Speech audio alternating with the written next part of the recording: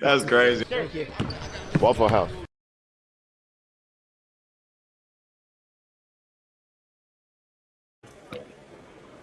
There are games you must endure and get through, and tonight was one of those. 72-63. You didn't beat yourself twice. You didn't turn one loss into two. Otherwise, okay. Galen, Brad, thoughts? I don't know if you remember me asking Coach Kellen. It was 2 days ago. Yeah, I mean, but I said a direct quote, and he was like, "It was an ugly win or a loss, or and he was like, well, you always gonna learn from winning. This is one of the games where you learn from winning. We didn't perform how we probably would have liked, but we also were missing big parts of our team, so it gave a big opportunity for certain guys to step up and fill that void. Said was able to get some minutes. Mercy was able to get some minutes, and also there were a lot more shot attempts to go around for the rest of our team. So I like the way that Los played. I felt like he was aggressive. I felt like he kind of took command of our offense, and he played a smooth game. I feel like he's really coming into his own, and I'm really happy for him because of how rough the start is, the adjustment is from going to OU to our program. But him and I'd say Malik, man. I think it was under 7 minutes ago we had went on a 7-0 run, and Malik, he made like 3 or 4 consecutive plays that led to us scoring. So it's just like whenever you miss big pieces of your team, it gives other people an opportunity to step up. And, you just never know when that's going to come in handy. Damn, I was talking for a long time. Shit. Accurate. Brad? Hey, I'll take it. It's another win. Keep us at the top of the board. That's all you can ever ask for at the end of the day. You don't get up there for playing a pretty game. So, it tells you what kind of team that you've got. If you've got your sixth man, who was your former starter last year, out for the game, and your second leading scorer and one of the top 3-point shooters in the country, he was out tonight. So you just had to pick it up. I think everybody did a pretty damn good job. Of course, we'd like to see, a lot more separation so you can maybe give LJ a few minutes to sit down and rest. But, you're in the heart of a race, and, everybody's got to step up and do a job. I was really happy to see the production from Milos. I think he did a real good job stepping in, and TA did a really good job, a lot more aggressive. Those are even when you have your full roster back, those guys have to be aggressive. We talk about it all the time that these guys sometimes overshare. Somebody just get the ball, go to the rack. Come on. Yeah. I think a lot of times, like, people underestimate the aggressive mentality. Like, there's a guy on my team, his name was Keon Brooks. He just got converted to a two-way.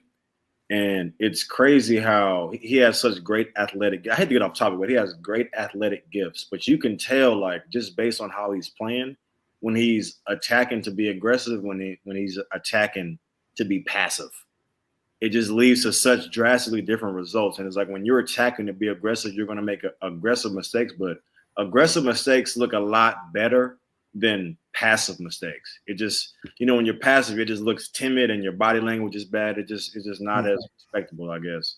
If I was when you're looking to score and you'll default to a pass, whereas you see too many times where our guys will leave their feet and look at the pass, and the pass disappears, and so they're kind of caught in between.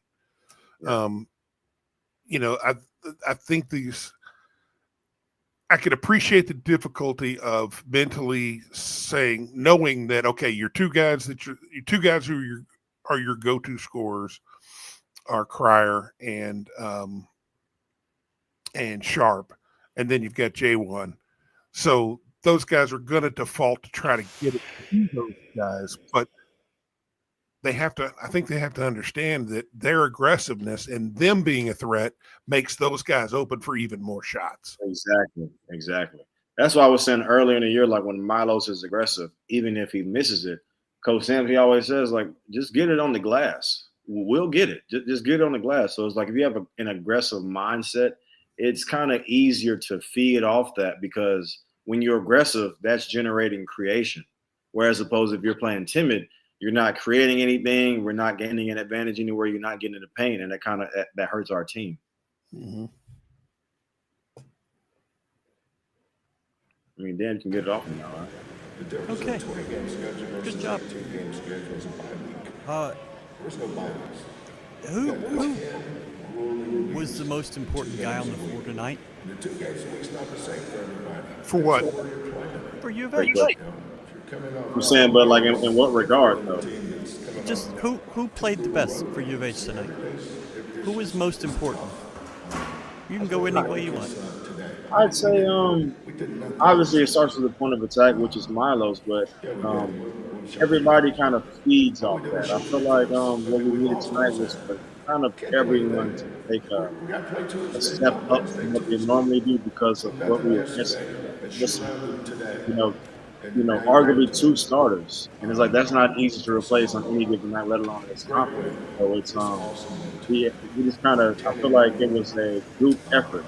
The group was the most important guy rather than one person. That's a weak answer, but okay. Right? So, Brad, what would you say?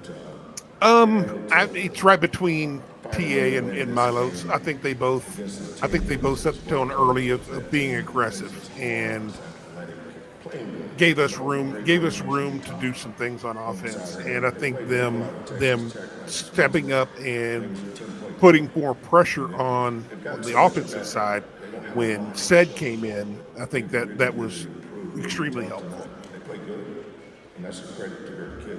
But the most important for me was watching Ced play. I just like the guy. I mean, I sit there and I focus on him, and he's a dude that goes out there and plays, and he doesn't play naturally. He's not playing fluidly, but you can tell by the way he moves out there. He's doing exactly what he's been told to do. Yeah. He ain't deviating from instructions. No, but that is a beautiful thing, because if you can do that, eventually it'll turn into more instinctive over time. I was watching him every time the ball goes up. He doesn't watch the ball. He goes and he blocks out. He's securing his man first because he's been told that if you block this guy out, he can't get it no matter where it goes. Yeah. So it doesn't matter if you get it. I think Jawan was the most important guy. He had 6 offensive boards in the first half, which was critical because of how bad you were shooting it. And then he went 4 of 6 in the second half. And he played 20 minutes in the second half. He didn't come out. I thought he was gimping just a little bit on that ankle. But his toughness is hard to replace. It's hard for other teams to match. And I just think that he gives you something that you desperately need, and you certainly need it tonight. U of H ended up 16-0 on second chance points. They beat Oklahoma State, but then they did not have a single fast break point in the game. Oklahoma State won that one 12-0. Thought that was interesting. Malik was pretty good, and he didn't shoot the ball well at all. But, man, the energy with him and Terrence on the floor at the same time, it may not be the prettiest, but it's fun to watch. A lot of athleticism. A lot of athleticism and a lot of limbs. Yes, accurate. Usan inserted himself. Asserted. Pardon? You can mean inserted or asserted. Oh, either way. Inserted himself in this game. He was decisive. I thought that he was missing on Saturday against Tech when he got the mismatches off the high screen. Good to see tonight. Brutal watch in person tonight. Knew this team was going to have to slow down at some point and take a breather. What's the story with JB Air? JB Air is probably concussed. He did not come out tonight until about 15 minutes before the game. I think you'll see him miss Saturday at Colorado. But I think he and Emmanuel will both, I think, be ready to play Monday with Baylor. That's a quick turnaround, flying back from Colorado and then playing Monday night. There's a couple of these big Monday quick turnarounds. This one is away and then home, but long flight home. See, but I think your expectation is to get Emmanuel and JVR back Monday. I heard Coach Kellen's comments on Ramon on Sunday's show. I just got a feeling he's redshirted. I don't know about that. It would require a medical red shirt. And, I don't know how you go about getting that with the injury that he has. Maybe it happens. I think Jacob McFarland's getting one, but I don't know about Ramon. Well, you snap your peg, yeah, you should be able to get one. Yeah. Ryan, mute. Background noise is bleeding out everywhere. Sorry about that. I can't make the background noise go away. Really good with the technical audio side of the. You tell me I have to use the microphone. I can't use the. This is what happens. It's either. I'm going to mute myself. It's either explosive diarrhea noise or standing in a concert hall. Hold on, what does this comment say? They didn't feed J1 because teams know how to stop him on the left. J1's been in college for almost 10 years. They ain't figured out shit.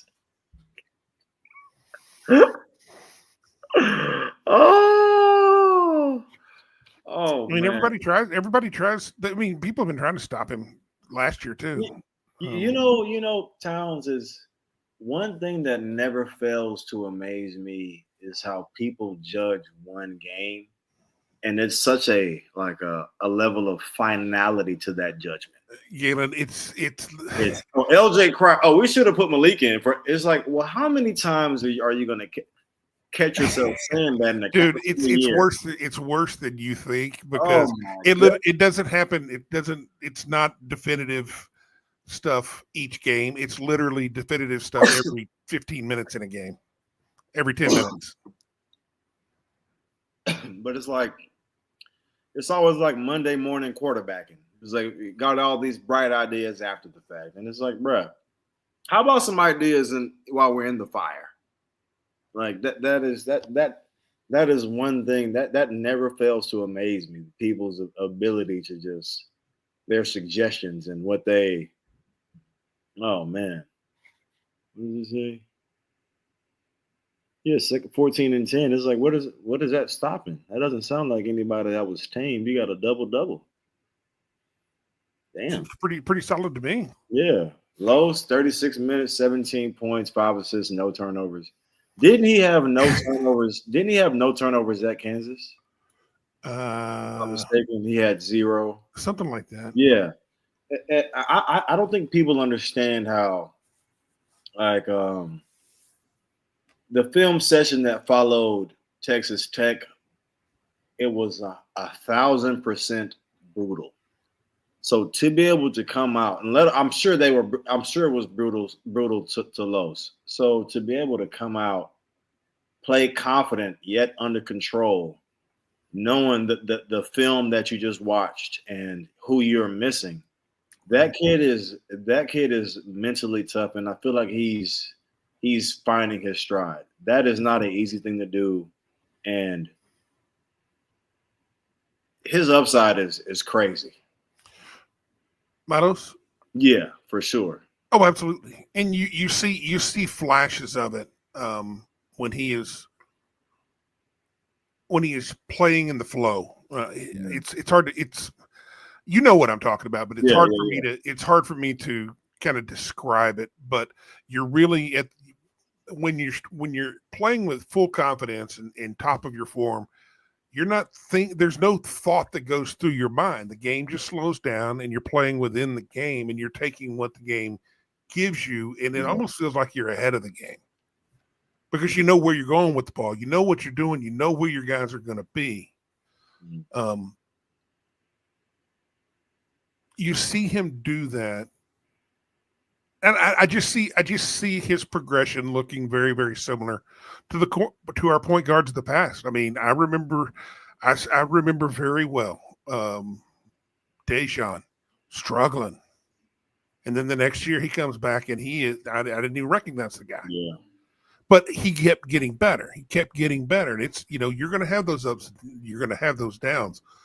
For Milos to come out and play the way he did after a difficult night. And for guard in this game, it's easy to get out of control because the other team wants to play with extreme tempo. And so it's easy to try to do the exact same thing because they're going to beat you down the floor and you're going to get it. You're going to say, oh shit, I got to go. Yeah. But he takes his time and gets back into it. And he was making the decision of when to push, when to pull, and being in control of the game and let the game and manage the game the way it needed to be managed. That's another point that I was going to say. He's having high usage and 1 or maybe 0 turnovers. And I feel like he doesn't ever force an issue. And I don't know if that's a byproduct of him I don't want to say fully being confident, but the more comfortable you are in the system, you might tend to force a little more, So, I mean, this being his first, I feel like he's finding his stride, but he doesn't force the issue. So he just lets everything come to him. It looks poised, looks under control, and it looks like damn near methodical. It's almost like do more, because it's like it looks so easy. But like I said, I feel like he is really finding his stride. And, Coach Simpson, he used to always have this thing where this saying where I'd rather have to turn you down than to turn you up. And you alluded to Dejan, and it's like with Deke, he didn't think there was anything he couldn't do. It was like Coach Sim had to put a saddle on that stallion. You had to break him in because he was out of control. But it's like with Los, it was like Los is more timid, and it was more so like that was more so a guy that you had to speak up and pick up because he didn't want to step on anybody's toes. It's like Deke was going to make a hero pass. He was going to make a hero pass. Yeah. Deke is going for the home run. And if it don't work, fuck it. if he's on the break, he doesn't mind doing a 50-foot bounce pass, look, and see if it happens. Yeah. But this is the development that takes place, and it's one of those things that you have to that you learn to appreciate from afar. Because I remember like with Dejan, like how he was, he was bad and he was great. And it's just like, he probably didn't recognize how much different he looked and how much more he got better. But as viewers, since we're not in the fire, we're not in the fight, we're able to see clearly how different he looks, and this is like whenever you're playing with that confidence and you're playing under control, you're a completely different guy and you can help your team achieve way higher than that what they're supposed to achieve.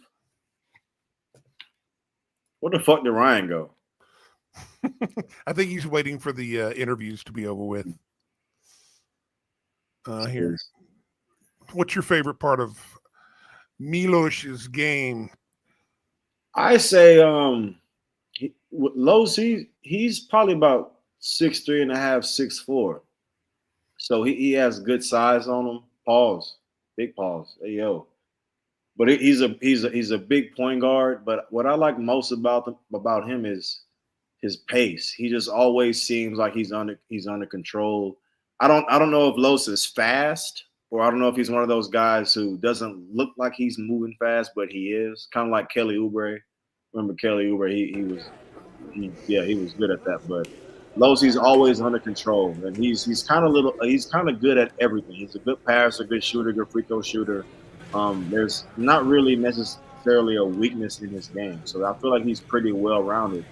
And that is, the more he's in the system, the better he's going to be. So it's this is probably the least best version of him that we're probably going to see.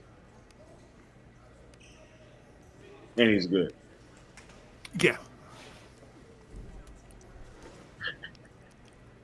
He's pouting. Welcome back, brother. Not pouting. I ended up listening to Kelvin since I had to turn my mute off and whatever. What'd the boss have to say? Well, all the questions were about injuries. Nobody was asking about the game. And he got a little pissed off about it and said, he asked if everybody in the room had money on the game, if they're all gambling.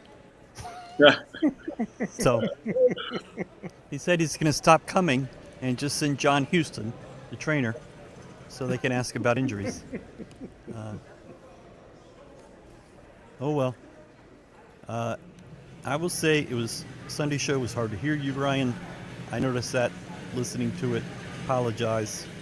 It's assert, not insert. I just read the comment as exactly. it it wasn't Ryan that said it. Shit. I didn't write the comment. If I write comments, you'll know that I wrote it. Just spell Perfect it. Fuck diction. that Towns. Elite vernacular. Yeah. God damn it. My favorite part of Milos' game is his tempo, patience. He plays in control. So there you go. Apparently, Tech has decided to come alive. They were up 2 or 3 against Baylor, and now it's an 11-point game. Arizona State led Kansas State 15-0. 15-0. And now it's a 29-23 game. I don't know how that happens. Wait, who's up? Arizona State. Oh, I mean, they were up 15-0. So there you go. Ryan's back. That is accurate.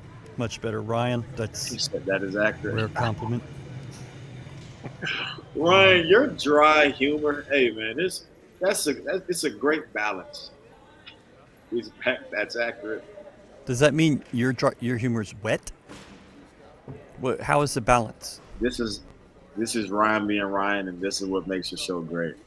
Yeah.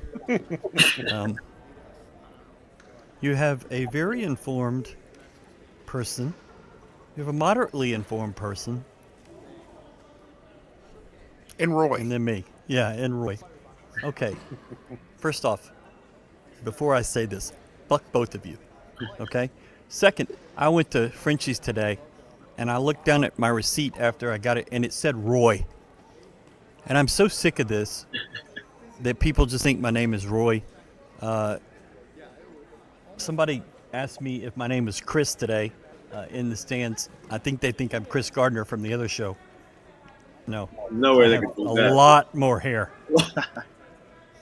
So. Like, did y'all only listen to each other, or did the person watch ever? Jesus Christ, man. She's a nice lady. I don't think you'll get that confused. Yeah. Maybe. I don't know. There you go. There's some good drinks at the Petita. Hey, listen, Jack. When I say Milos, It's from Seinfeld. That is white humor that Galen was not alive for. Go ahead. But even Galen knew what I was talking about the first time we were here. Maybe. Only 3 months ago. Yeah, but you have also called him Milo. You've never called him Milos. I just feel like Towns be doing shit just to be doing shit. It doesn't have to have any reason. It's just Towns being Towns. Yeah. That's Parsley tree. Don't take it too serious, brother. Here you go. This one's for you. Why does JoJo foul It's get in foul trouble so much? you just don't. I mean, you just don't want to give anything up, and I feel like JoJo, he hasn't developed the proper discernment of knowing what to make a play on and what to let go. It's like, bro, you can't block everything. You can't you can't reach for everything. You can't make a play on everything. And it's like you giving up 2 points here is probably less harmful than you getting 2 fouls in 4 minutes, and now we have to go with the rest of the half without your rim protection. Mm-hmm. So it's like there needs to be a time. I mean, he's going to figure it out, but you have to figure out when and where to make a play. 2 of his 3 fouls were offensive. His first and his third came on the offensive side. I thought one was, and then one was legit. I just sit there every time. Got to be better. Every time he doubles the post, we'll get about 2 seconds in, 2 or 3 seconds into it, and all of a sudden he starts reaching. And I'm just screaming in my head, "Don't foul! Don't foul! Don't foul! Get your hands away! Get your hands away! Please away! Stop! Please stop! I don't need you to get a foul 94 feet down the floor." Yeah, it's like let that go, bro. There's little to nothing you can do to affect that.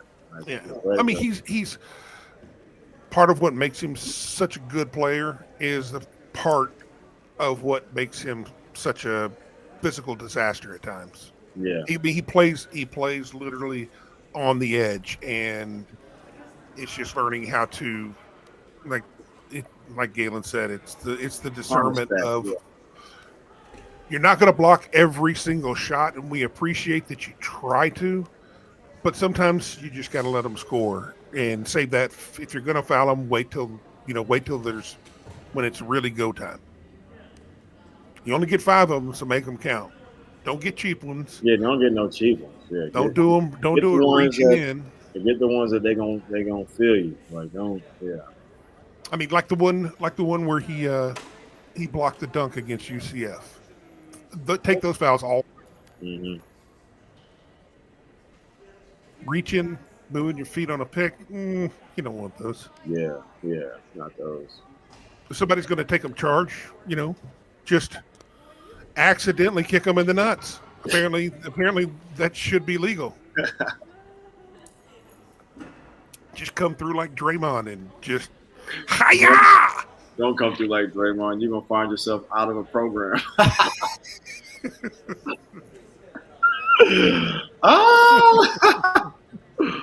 Oh man. So Arizona State was up 15-0. They're now down 35-32. Kansas State has outscored them 35-17. Where they playing? At Arizona State. Kansas State had a big win at Iowa State. That does wonders. Second half of that, the second half of the 2 straight road games, you have to go all the way to Arizona State, which is kind of fucked up. You shouldn't have to do that. And whoops, not good. And then they get Kansas on Saturday, and then Arizona. That's oh, poor guys. Yeah. Ryan Always with the straight face. This show ain't sheet without Roy. Game was boring. Tell us about this Utah prep kid. I know nothing about him. I saw him. Ooh. I was told who he was. AJ? No, AJ's the 5-star that's going to BYU, as far as I know. Doesn't he go to Utah prep? Yes, they were teammates. This kid's name is, I think it's Valesi, is how you say it. Anthony Valesi. He's a 4-star shooting forward. I mean, I don't know anything about him, but it's a 26 he's recruit, here. right? Yep, 26. He's 26. Oh, okay. I'm thinking like, damn, we don't need no more in this class. Yeah, you don't need any more of that. I mean, I think there's one outstanding that if he comes, great. We'll find a place for him, but probably not coming, so not a whole lot to worry about. Fuck around it up at BYU with Buddy, if he, even though he might be gone, but So Hey, Hey, it might apparently, open up a lot more money for him. I was asking one of the staffers, I was like, why are all these kids from Utah? Why is all these 4 and 5 stars in Utah? Because that's where I think Harwell is playing there. He's from Idaho, but I think he's playing there. It's a prep And school. then this kid, no, the high school NIL. They are getting NIL dollars in high school. I was born too fucking early. You sure were. You were too, Ryan. What am I going to get? There ain't no NIL money. Oh my god! So Man, I love every kid that comes here, but I'm telling you, I would, if you ask my opinion personally, go get every dime you can. and they are. The kid that was in Birmingham, Caleb Holt, I think that's his name, is now in Georgia because apparently there's NIL dollars there in high school. So, I mean, that's what they're doing. They're Well, it's like focused on that. the typical who's who of prep basketball. It's been sort of like that anyhow. You go to IMG, they're pulling people from all over the place. Yeah, well, I mean, that's not considered NIL. That's just paid for college prep basketball. But now other schools, if they might not be private schools, but they can pay people like that. Sure. yeah. We really got some people who be tuning into every show. You see that Micho comment, Ryan? I don't know. Sure. It's I guess that's the YouTube logo from PGs who drive Lexuses to hospitals getting in my head. Damn. I'm catching strays. As you should. Later, Ryan. Chase McCarty's back on the floor. He's going to do his shooting. I think he posted on Instagram a few days ago that he has to make 1,000 after a game. That's kind of a night. He's got what's the machine called that has a big net and it shoots the balls back to you, Galen? It's called the gun, but for the appropriate, let's just call it the shooting machine. Okay. Well, that's what it is. They've But got see, it man, set up. What the hell? That's what we're talking about. No, So I heard just like a real high pitched noise. Oh, like that a was horn. definitely Galen. Oh yeah, I just checked in. I just clicked Instagram and yeah, might be. Yeah. I don't know how he made that sound, but That See, wasn't. it's gotta be pretty awesome that could be your night anytime you want it. Like after a game, used to back in See you, Ryan. the 1900s when I played. We were worried about shit. We need to hurry up and be able to get to McDonald's for dinner. Hurry up and get back and eat that. Now you eat right there. You eat right there outside the locker room. Right. Take a little shower. Some good shit. Might take a nap too. Shit. Yeah, and then go out and shoot till 2 a.m. well, the problem is that you only have 3 gyms to choose from to go do your True. shooting.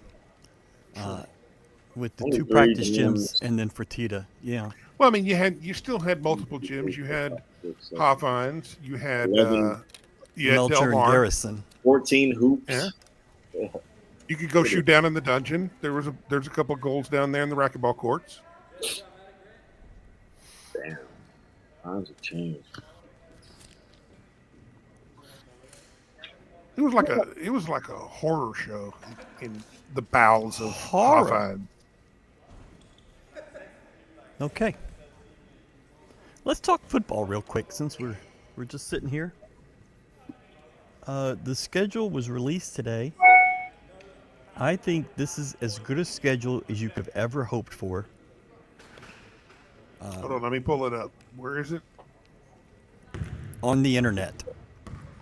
At Yeah. uhcougars.com, on futurefootballschedules.com.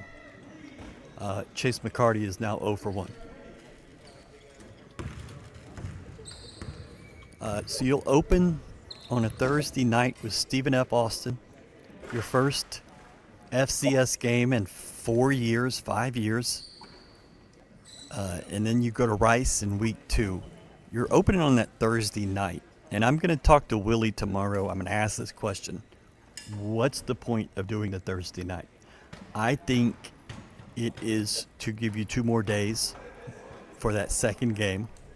The cliche is that you improve the most between the first and second. And if you get 2 more days, maybe you can improve some more. You also have a new offensive coordinator, a new defensive coordinator, and a new quarterback coming in. Mm-hmm. Gives them more time. It also gives your coaching staff 2 more days, a Friday and a Saturday, to go out and recruit. Yep. In a very vital class. This 2026 class is huge. Just the Houston area talent, but also what you need going forward. So I think there's a lot of good reasons for Thursday night, but it could end up being something that I'm not even thinking of. So who knows? You go to Rice the next week. That is a must win. I think this is the end of the series for now. I might be wrong. They may have signed an extension, but I'm not 100% on that. What were you going to say, Brad? It's a Labor Day weekend, so we get football all weekend after a Thursday night game. It's beautiful. It's perfect. Beautiful. I don't see what the problem is with that Thursday. I'd much rather it be Thursday than right in the middle of Labor Day weekend. Yeah. Playing it'd be different if we were playing like Oklahoma or something like that. But we're playing Stephen F. Come on. Yeah. What's the difference in gate receipts? $80. About. You're going to have a shitty attendance regardless if you play it on Saturday or if you play it on Thursday, everybody's going to bitch and complain. They've got excuses. Oh, I can't make it. You play it on Saturday. Oh, I can't make it. It's right in the middle of Labor Day weekend. It ruins everything. So, Okay, we have spent way more time than I expected on Stephen F. Austin, but you go to Rice in week 2. Last time you went there, you lost. Thanks, Dana. In however many overtimes that was, 2, 3. And then week 3, you have Colorado here, Deion Sanders and Colorado. I think that'll end up being like a Fox game, just because they really seem to like Deion. Yeah. And you're off in week 4, which you've got 2 off weeks this year.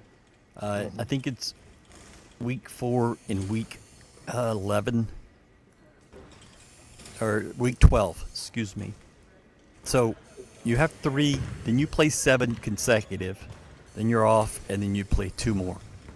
After the off week, you go to Oregon State. I think they would have preferred to go to Oregon State and then have the off week.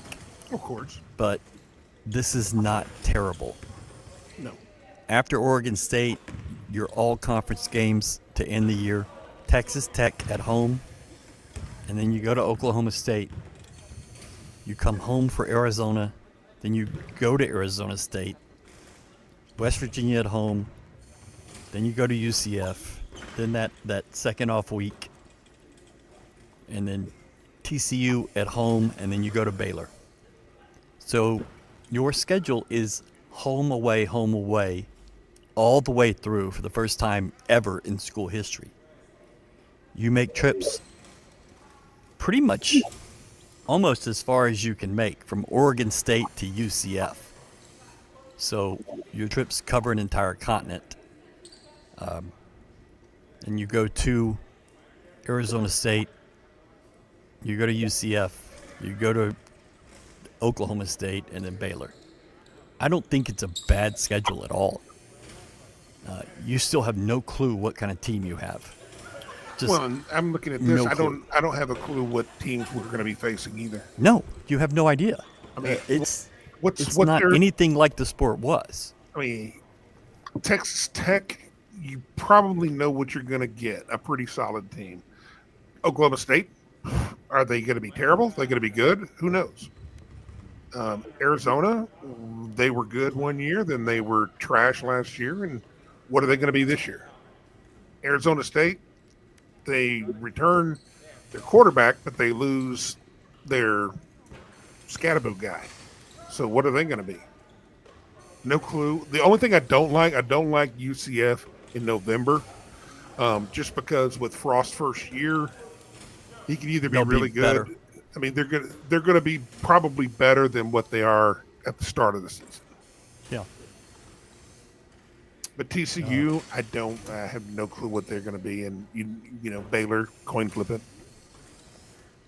I think the worst part about this schedule is that your two Texas teams, two of the three, you play all three this year, but you have two at the end of the year where all three fan bases could be checked out by that point. I'm guessing Or they could all one or two will be in. They could all be in it, and it could be badass. But you went through this with Texas Tech near the end of the Southwest Conference. You were playing the last game of the year with them, and you went to San Antonio. You went to Japan with that game because you just couldn't draw people. It wouldn't be any different if we were playing West Virginia the last of the year, and they're at the ass end of the conference. Yeah, but you think you're going to get more people for those in-state games is what I mean. That's what I'm saying. Is they're supposed to be draws. I like that there was a point when I was completely out of the podcast, and for the last 10 minutes, Galen has been completely out of the podcast. Oh yeah, I'm sorry.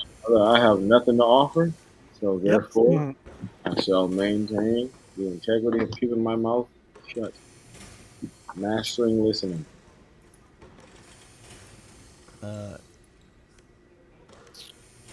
UCF has such a space hard-on with us. I think this is funny, but I don't care. I just don't. Who cares? I think it's the opposite. They've been doing space for a little while now, and we just realized that, oh shit, NASA's in our backyard. Maybe we should do space too. Well, this is some fans. U of H has not come out with that. I think they should. I mean, Orlando and the Cape are not the same thing. Houston Space Center is Houston. So, But we've never really embraced NASA at all. no, well, I mean, for a lot Not through any of of our sports. the time that I've been around, and probably since you've been around, you haven't really embraced a lot of the cultural components of Houston. Well, we've never Volleyball really, has, they've never really embraced actually the University of Houston. So I mean, yeah, that's true. you know, our idea of marketing is, you know, putting a freaking flyer on a telephone pole Does that not work? Damn. or yelling at everybody they should come to the games because they're supposed to. Obligation marketing is freaking awesome. Towns, man, I fuck with you. I fuck with you, Towns, man. Golly. Man.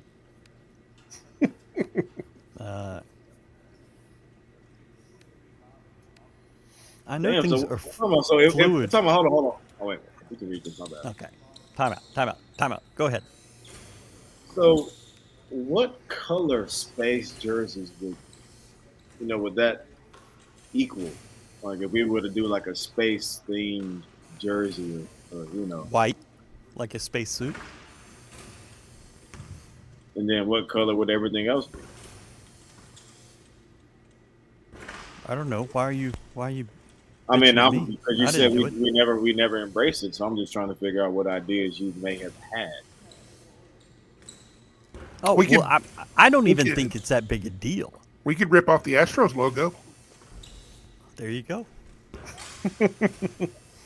I mean, we did it with the Oilers. We did the Yeah, you Oilers. did the Might as well Oilers. do the Might as well Astros. take the old Rockets, the red and yellow.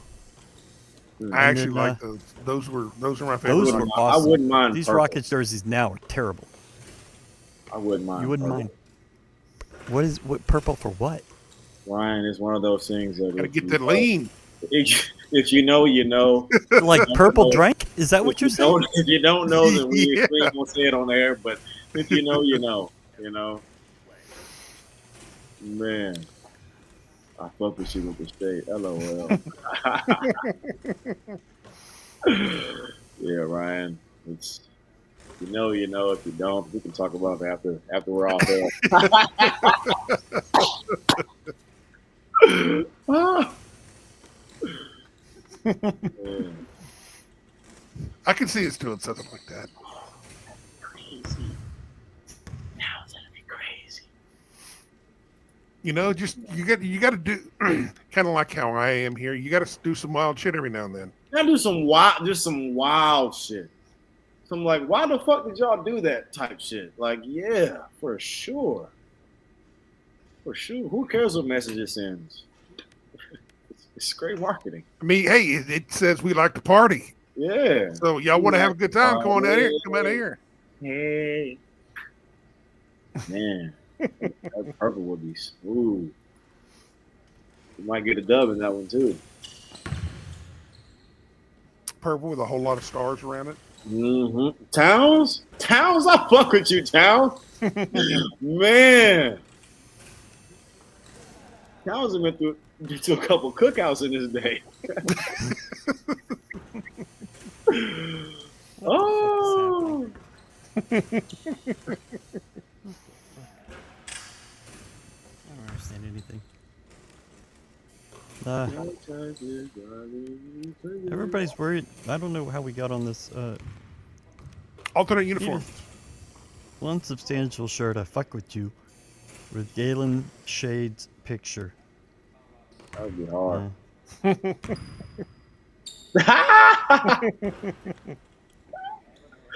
I got a lot of Shades pictures. That's the funny part. I think they're all. Those are from the same day. Yeah, I definitely. think that was the A&M game Probably so. when we were in Memphis. So there you go. Okay, how do I get you off the screen? I know You how to can put get you me on it. there, brother. That's not a bad looking dude. Yes. It's crazy to Far hear that. away. It's crazy to hear Talk that foosball. machine behind Ryan. I don't even hear it, so I'm surprised that you're able to. I mean, he's just going to town, just shooting his stuff. He usually comes out and does this much later.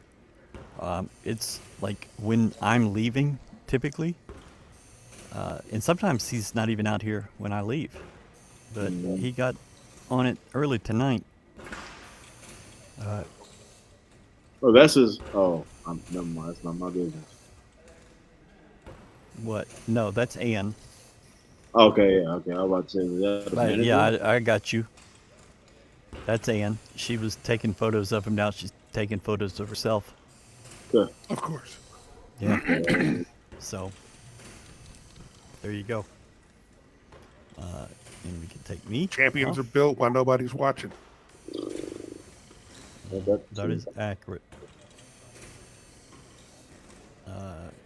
People don't even know, man, the amount of the amount of repetitions that it takes to be able to try something in a game. Oh man. He redshirted, didn't he, Chase? He's a redshirting right now. yeah. I am looking so forward to seeing him have success next year. And it shouldn't be a surprise to anybody, because if you're getting up, even if you're getting up 1,000 shots in a day, it takes a while to count to 1,000, let alone to shoot 1,000 shots. So it's just like that. But man, I'm pulling for him. That's tiring. Tiring. But this Tiring. imagine He's just boom, just talking 1, about counting to 1,000. 2, 3. Like that shit takes a lot. So in the practice that shit facility, takes a lot. They have Hold on the now. technology to track how many shots you've taken. Mm-hmm. They could do it here with the shot tracker, but they don't have. He's not using that.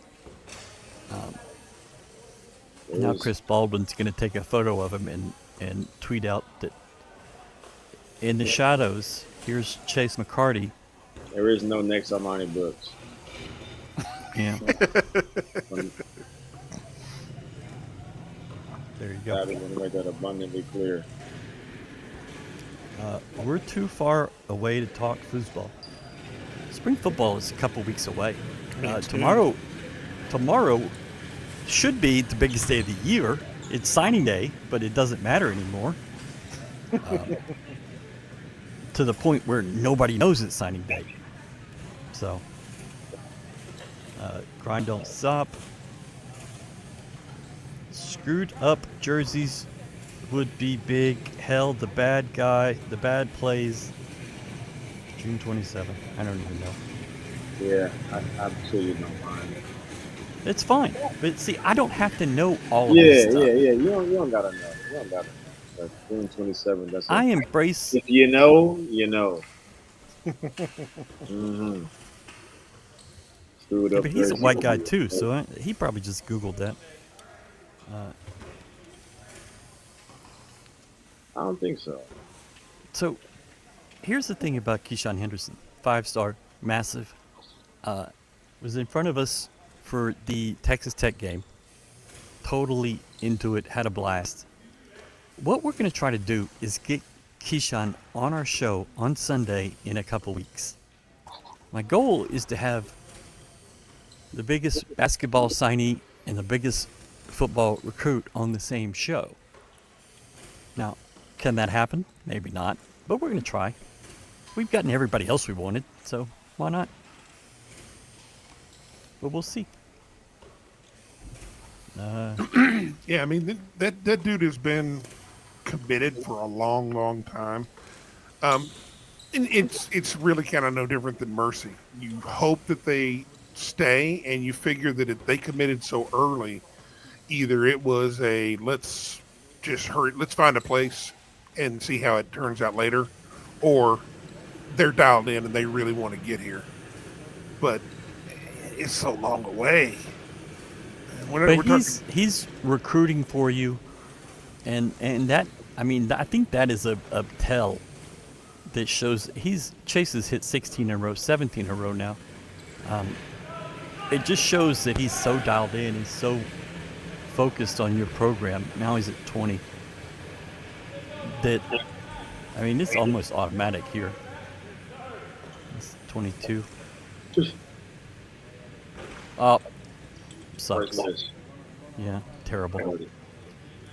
Anyway, bench him. I listened to Sampson on the radio postgame. Let's just say he's not a fan of the 20-game set. I'd have told you this 9 months ago. He is, he hates this. I mean, who and likes for it? good reason. Yeah. If you have, like, the ACC started their conference games like December 4th. U of H and the Big 12 started December 30th. Well, if you have another 4 weeks to do this, okay, there's a shot. You know, you can maybe do it. You mix them in with non-conference games, and then you get more rest in late January and February. Well, now, you're on the road every single week of these 10 weeks. And then you got to go to a damn meat To grinder called the conference stupid-ass- tournament. I mean, I know you got to, especially at this level, in these types of conferences, these tournaments make money. But Not that much money. the tournament is such a it's such a waste for a conference like this. Nobody needs it. Yeah. Well, and Yeah. how much hurt does it do? None. When you Everything are is forcing good. teams that just played a 20-game conference schedule to come and play 4 straight days or 5 straight days or however, or 3 like U of H did last year.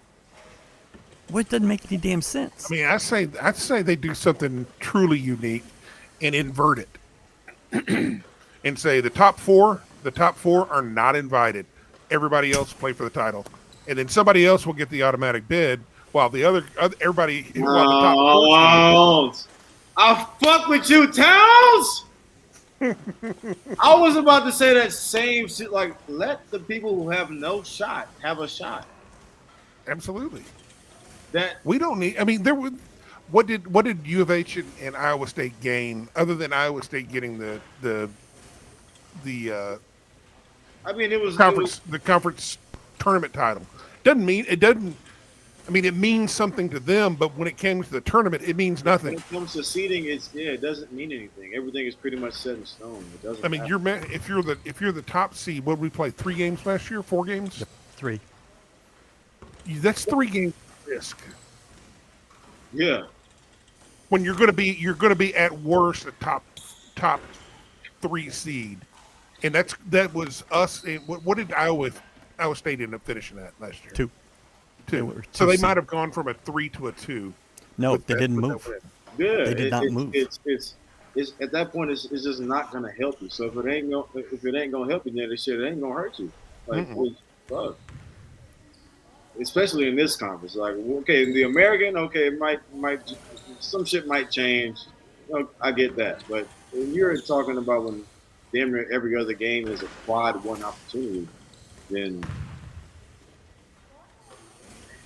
Yeah, I mean, you're right, and I mean, because there's guys, there are going to be teams like A&M always goes into the conference tournament in the SEC on the bubble. And they usually play their way into an 8 seed in 9, 10 seed, yeah. So it's valuable to teams like that. It'll be valuable to like K-State, or maybe depending on what happens with West Virginia, could be valuable to West Virginia. But to us, it won't mean a thing. To Arizona, it won't mean a thing. Iowa State, at least unless they can snap their losing streak. I also think that all ranked teams should get an automatic bid, because I'll never forget that I think St. Mary's, I think they were ranked 24, and they were in the NIT. How are you one of the top 25 teams in the country? Oh, because they're not. They have like 27-2 or something like that. Yeah, it's like and it's just like at that point, bro. It's like if you have that type of, if you're in the top 25, you're going to the tournament. Like I feel like the teams who come from smaller conferences who are actually good at winning actually deserve a shot over the mediocre, big time teams. Well, their conference has a choice of to send a regular season champion or to send a tournament champion. You shouldn't have to pick. Well, they're not picking. You can't say that everybody's second team gets in, then you're 100 teams. I'm saying that if you're ranked in the top 25, then shit. Who's top 25? I'm just saying that whenever they were ranked like 25 and they were in the NIT. Middle Tennessee State, they were ranked like 22 in the NIT. How? That's okay. Is it? Yeah. Do you think that team deserves, like, let's use A&M from last year. Does that team deserve to be in before A&M? I don't think so. I mean, when you're talking about how hard it is to be ranked on the backside of the year, you know how many games you have to win in a row? Like you said, like that St. Mary's 27-2. That's a lot of wins. 27 wins and 2 losses. Like that is. Who are you? You're more than deserving. You're more than deserving. And I think that year they beat Gonzaga too. Like, man, I'd rather see a good team than a team that's up and down, streaky, and middle of the pack. Just my personal. Well, I really don't give a shit about seeing a 7-9 team from the Big Ten. Exactly, that's what I'm saying. Like, I want to see a team that is accustomed to, because that's going to generate more excitement, more upsets, more whatever. Like, actually, I don't want to see most teams from the Big Ten. I wouldn't mind. So that'd be it. I gotta be fair. Okay, so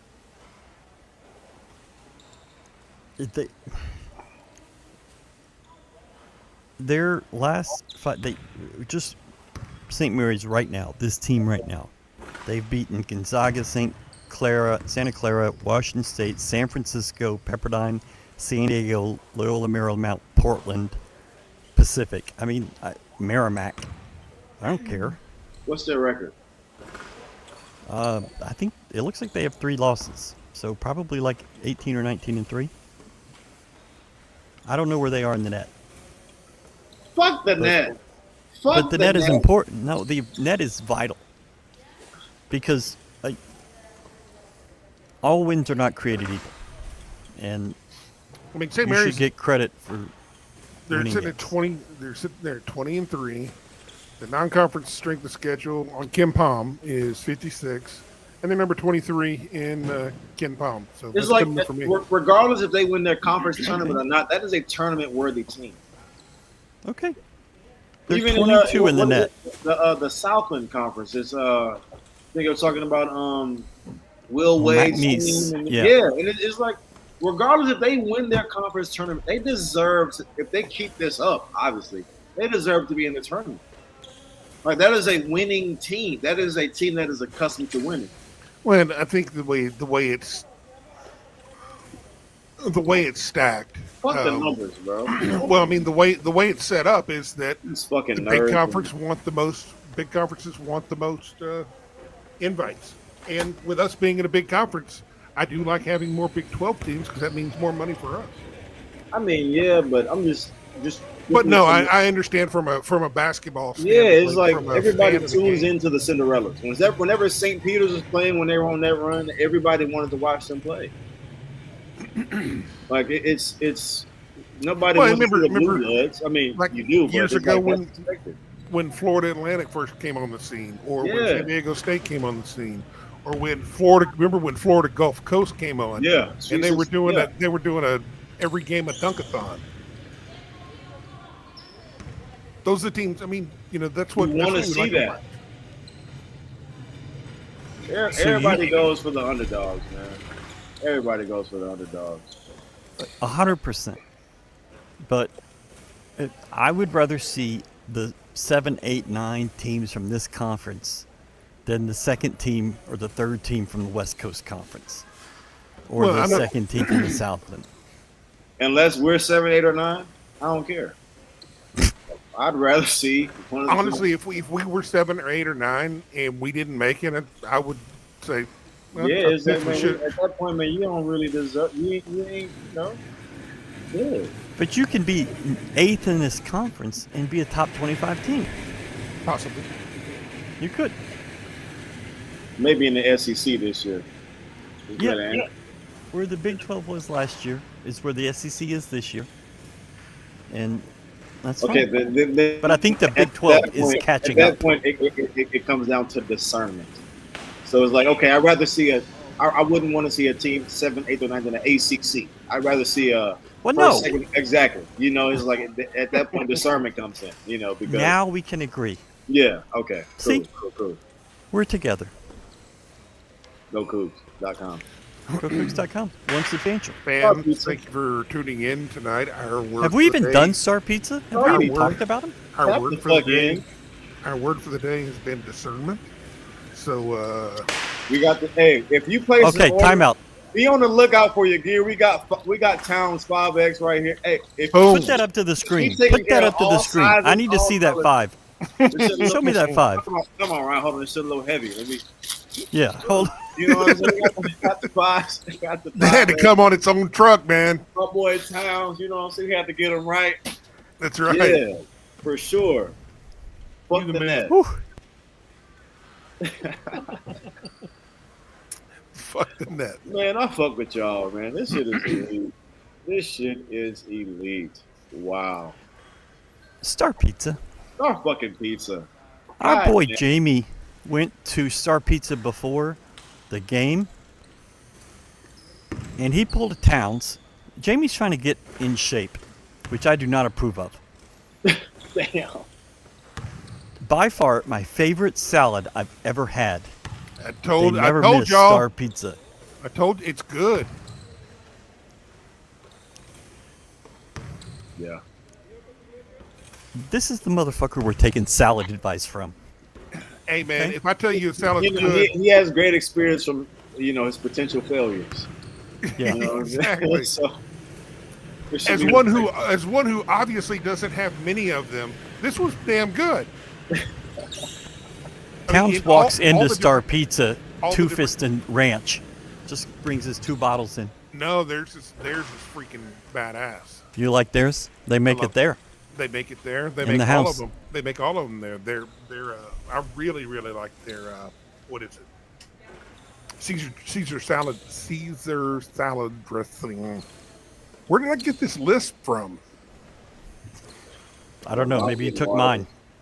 mine. He's a salad. Oh, good lord. Monceaux. I hate to break it to you, but I've got a hoodie that's 7X. Talking about The reason why is because the sleeves fit. Gee, my dress shirts are on the sleeves. I accept you. I accept you how you are, brother. You ain't gotta make no plea. They're anywhere from 38 to 40. I just hope that what I got was big. This was a special request. Oh, it should be. Yeah. It should And be. I got some Um, inches added on to it. So shit, I just hope it. Hell Next yeah. time we see you, it's in some Houston strong gear. Absolutely. We go with my new Is- weightlifting regimen. Is a Y'all think I'm lying? Towns, you've been lifting weight for a while.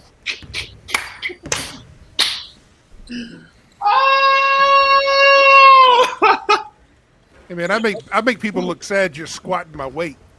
So Y'all can't do that. is you're 5X and then you go to 7X. Does that mean you added 2X? Like, is it like that much bigger? I'm so confused by. Oh God, he's going to get it. Please, Jesus, No. go get. Oh, I thought he was going to get it. I was so excited. He was going to Kool-Aid man his way back in. Oh man. No, Oh, yeah. when I get them, I usually base it off of 5X is the normal, but I get it for the sleeve length. I mean the chest and the everything else is just massive, but I need it for the sleeve length because literally I can scratch my knees when I walk.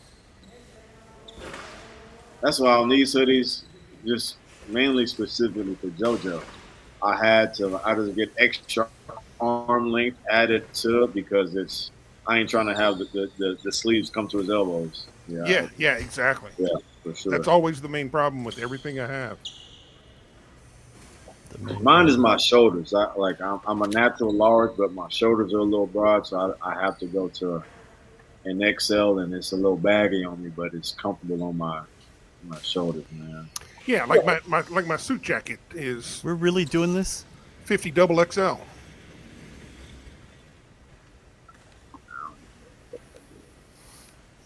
It's just the way it is. 50 double XL. I don't even know what that means. And the whole time, Ryan is over here just in a regular standard medium. Ryan's I wear wearing, large now. Large. I moved up. he's wearing fucking Standard large. baby gap. I mean, I get it shit. at Baby Gap, yeah, but it's fine. At least it's not for Forever 21. Did we nail this or not? Because I feel Nailed like it. we nailed this. I gotta get this comment off the screen. There you go. Thank you, Brad. Shooting on his own in an empty arena. I knew that was coming. But this one I didn't understand. I didn't see coming. I'm gonna be honest. Didn't see it. But Star Pizza, you got lunch specials on Tuesday and Friday. You got the world famous all-you-can-eat buffet, or as they call it for Brad, just a couple. Don't eat that much. You got pasta specials on Thursday. Happy hour. We don't even talk about the happy hour. They got wine specials. And then, of course, desserts, which Brad doesn't eat anymore because he's a weightlifter now. Got to, Ryan, man. there's a super funny comment.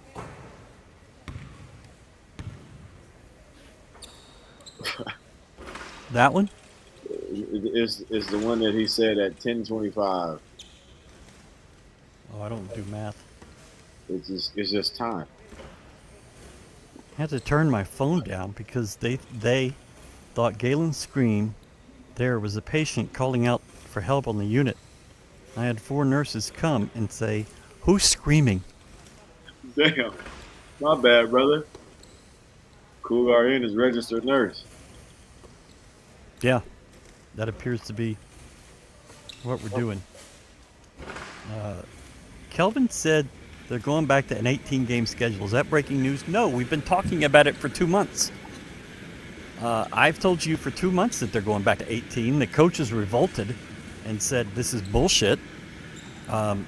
Kelvin said that he was against it from day one, but the Big 12 kind of pushed it on them. But he said tonight that they're going back to student welfare, and because they shouldn't be playing 20-game schedules. No. I think that it will come back, but they'll go back to 18 for a couple years, and then when the TV contract comes up, I think they'll go back to the 20 so they can sell them. Well, if you're going to do it, start it a lot earlier. I 100% agree with. I like the Big Ten. I'm sorry? I said the Big Ten. I feel like they start their conference. Schedule Okay. early. I thought you said I like the Big Ten, and we were No. about to kick your ass off this show. I thought you There's said no kind of like the Big Ten. Yeah, there's no point.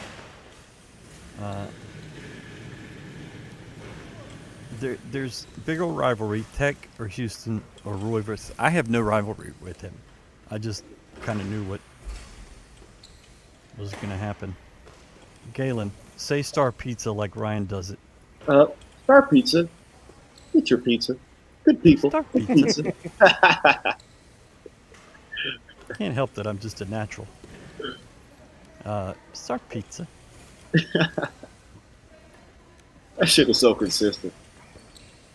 And hit them up on the internet. They're updated their ordering system online. So check it out. You said the internet. Sounds you're showing your age. Hit them up on the internet. Hit them up online. God damn it. Hey man, I grew up with AOL. You've got The internet. Internets, the interwebs, the tubes, they once called it. Ryan, what are you thinking? That you're supposed to capitalize the word internet when you write it. That's what I'm thinking. You should. You should. It's a proper noun.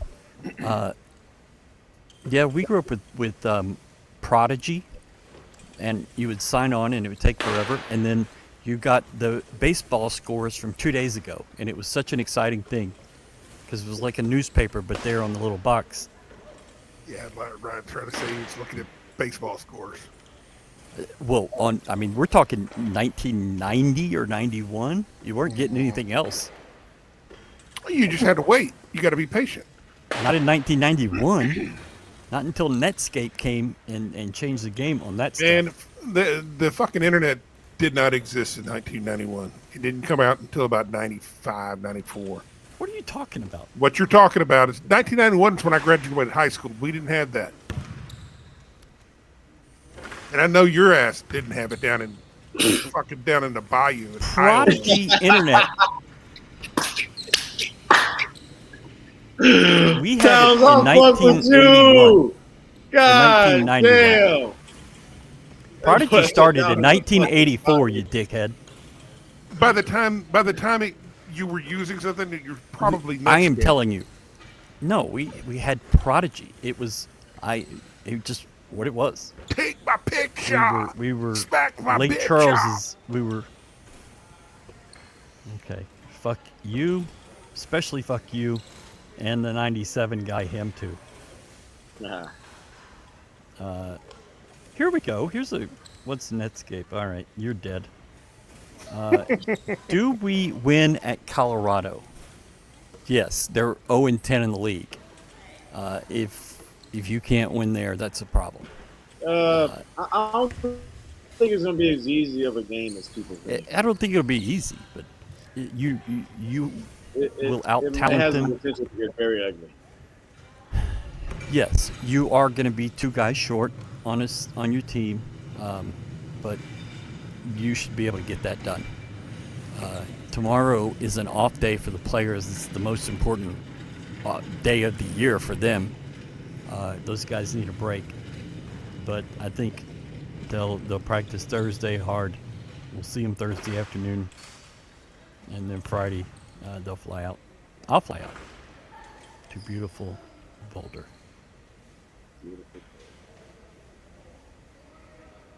Yeah. Can we stop arguing about when people use stone tablets and chisels? Where my Oregon Trail peeps? Yes, accurate. Star Pizza was 5 stars today. 5-star work ethic at Star Pizza. Speaking of that, everyone who is placed an order, I want y'all to know, I'm going to be up all night. Ooh. Shit. Yeah, man. Look at that. Yeah, it's all over the place. It's all over the place. So, thank y'all. Much appreciated. Really feeling the love. I feel a lot more love if y'all head to onesubstantial.com and subscribe and tap in with your boy.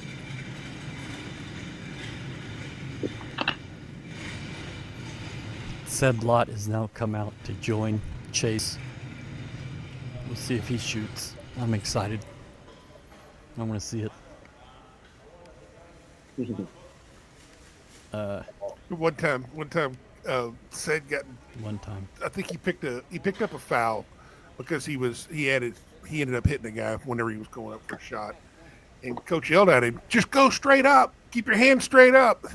The next shot down, he put his hands up on the shot, and it bounced around for 2 rebounds, and he didn't put his hands down until the outlet pass. He's like, all right, now I'm gonna run. Like, God, I love that. I love that kid. If you're a coach and you got a kid that's going to respond and do exactly what you say he might not remember it every time, but if you correct him and he does exactly what you say, it's like, I love that kid. I love that kid. Oh man, Big Sid, man. I love seeing this. Gee, bro, what's up, bro? Boy, hands like some fucking mitts. Yeah, that dude made me feel small. Man, Big Sid, that's a mountain.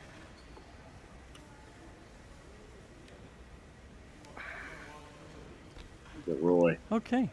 I don't guess we have anything else. We really didn't talk about this game very much at all. We've talked about everything other than a game. We talked a but that's lot fine. about it. Yeah, it feels like it was an hour ago. The arena sucked tonight. I'm going to be honest with you. Man, it looked bad. The crowd was bad. It was apparently a nightmare getting in here. They're not working the damn lights. And at some point you have to blame U of H for that. Because it's your crowd management, it's your flow. You've got to figure that out. HPD is a problem, but damn, U of H has got to do something about it. But this crowd was dead. There was no energy, and you had to expect it. You hadn't lost a home game in a couple years. It's a Tuesday night. It's a team that you think you're going to beat. And U of H, I mean, they played exactly like the crowd looked for the first part of the game.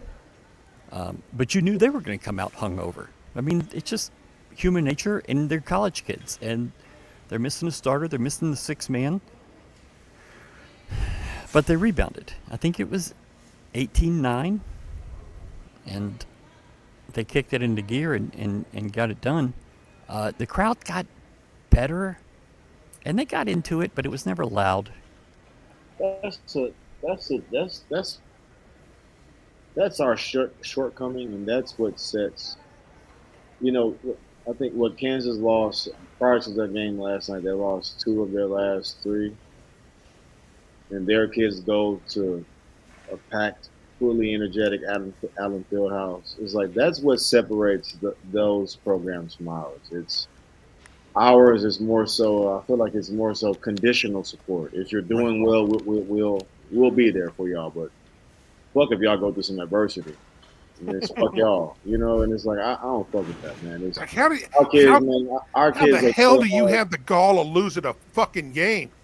Why do you lose a game? You can't do that. We can't lose a game. Yeah, can't lose a game when we can't show up. And it's like lost, and we rose.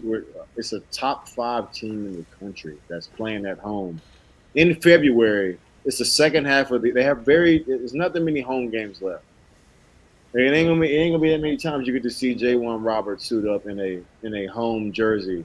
It ain't gonna be that many more opportunities. So it's just like that's funny I guy. think it's 4. You got 4 left. Yeah, but that's fucked up to me, man. Like our kids, they work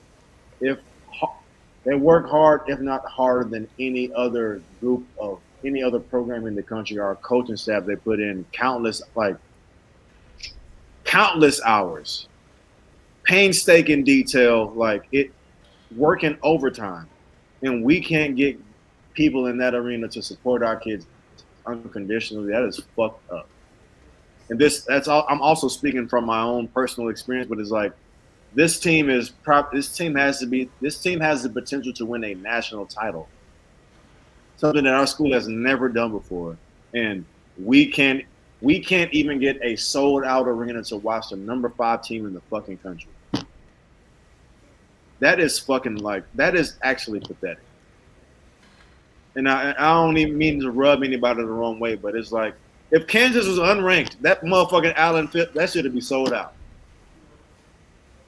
We're the number 5 ranked team in the country. We have J1 Roberts. His fucking jersey might go in the Raptors one day. Coach Sampson is a Hall of Fame. Listen, but I'm saying is like Coach Sampson is a Hall of Fame. We have everything, and we can't even get every seat in that building filled. Like that's sad, man. That's actually sad. I'm venting right now. This is a little bit of the wine talking too, but it's like, man, that shit is like it hurts for me to watch those games and seeing empty seats in a row. Those aren't season ticket holders. Those are people that are not coming. That's fucked up. You can reach him at onesubstantial.com. I'm gonna fuck with you, boy. Yeah. That shit is. That shit I mean, you're hard. right, but the people to vent at are not the people watching this show. These people are dialed in. I'm just saying in general, like. But yeah, I agree with you. But it's these groups on Facebook that I'm a part of. It's over 8,000 people. It's shit. You gotta get off of that. But I'm saying it's like if it's over 8,000 people. Shit, it's 7,000 people. 7,000 seats for Fertitta. Yeah. But I mean, shit. The math ain't mathing. a lot of people, and I'm not. It's not my job to make excuses, but a lot of people that have tickets don't live in town, and so midweek games are tough. And it's a 7:00 game, work, school. I'm just saying. Now that doesn't make it hear right. what you're saying, but I guarantee if we played Kansas tonight, it would have been a lot more asses. It would have been a lot more. And If we played students Texas, were not there here would have either. been a lot more asses in them seats. So it's like I don't want to hear if it would change, and if it would change based on who we were playing and the circumstances are still the same, then it wouldn't matter. Mm-hmm. If we were playing Kansas, it wouldn't have been a near empty seat in that arena. Period. No matter what day of the week, no matter what time, that bitch would have been sold out. Period. Like that is just not cool to me. Mm-hmm. Like that's not cool for the amount of opinions that people have about what should be done and when times when we hit adversity. No, that shit ain't cool to me. The I guess I don't know the good or the bad. It's Houston. It happens to the Astros. It happens to the Rockets. It usually doesn't happen to the Texans just because that's a different deal because that's a tailgate party, if nothing else. But when you're expected the teams that are expecting people to show up, a lot, like the Astros and like the Rockets and U of H. I mean, if it's not an event team, there's going to be a lot of empty spaces and a lot of quiet arenas. I mean, that's what the Astros winning World Series titles, and you go in there and it's 60% full. Yeah, and U of H is trying. They've got themes for every game. Tonight was a Greek night. You've got a whiteout Monday. Who's the whiteout against? Baylor. The whitest group of people that exists. Well, that means we won't notice their fans. Yeah. They blend in. Everybody is disagreeing with Galen in the comments. It's really They horrible can to disagree watch. all they want, man. I don't. They're really actually all agreeing with you. There's no. How many weeks have we been in the top 25? Well, I'll be honest, every I week can't for remember. 4 years. It's been about 5 years. yeah, and it's like I can't remember the last time we've been out of the top 25. That which is my sophomore year. I remember like the first time we were ever ranked. Coach Sampson, he's been ranked whenever the first time we were ranked my junior year. And I was like I said, Coach Sampson, they've been ranked, they've been there, done that. But for us, that meant everything because it validated our work. It probably meant nothing to him because it's like, that's what I expected. But it's like all the days, all the games, and all the games that you watch, you're watching these teams like North Carolina, Kentucky, dude, they got that little number by their name. And it's like for us to have that game and we got that little number by our, it's like, damn, like we really earned that. And it's like to be a ranked team and not have a ranked team support it's familiarity breeds contempt. Familiarity breeds. We've been ranked fucking 70-something weeks in a row, and people think we ain't got to show up to a fucking game. Man, bring your ass to the game. If I could go, I would. But shit, I just happen to be in another state, so I can't. Shit. But you're here, man. Yeah, you're here. How would you rate our crowd? I give it a 6. I'd give it less than that. It's a 5. Yeah, I wouldn't even say it's fine. the students. Well, the students are a problem tonight. But I mean, this student base is different. They don't live here, and night games can be difficult. I don't have a problem with it. It's I not do. good. I know you do. 4 home games left. I think just think fan top 5 team in the nation. Like, just think about how easy it is to get complacent if you're a student and you started here 4 years ago. You've never seen U of H be anything but a top 25 and spending most of the time, not just in the top 25, in the top 10. I mean, the question in how long have we been in the top 25? How long have we been in the top 10 in the last 4 years? how long have we not? You started at 12, I think, last year, or maybe the year before. I mean, in the last 5 years, a lot of time. In the last 5 years that basketball has been played, we've been in the Sweet 16. I think back when I was young, and just seeing those teams that were in the top 10, top 25, and that were in there every week for years and years and years. It's like, man, holy shit! Every time I can't miss watching one of those games. I got to watch one of those. If they're playing like when U of H in the 80s, they were playing against SMU. We showed up to watch that. We went and watched that game because it was such a big deal. Because U of H lived in the top 25. They were living in the top 5 by then. That was 84, I think, 83 or 84. Yeah, Galen didn't go to those games. It's all the people that don't work double shifts. We're called a commuter school. Same thing with football. Where were the students? I ain't buying that, man. I ain't buying that.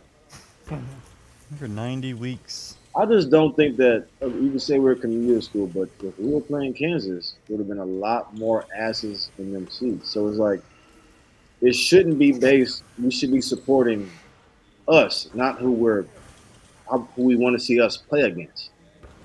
Like We're it's with you. come to see us. We're 100% with you.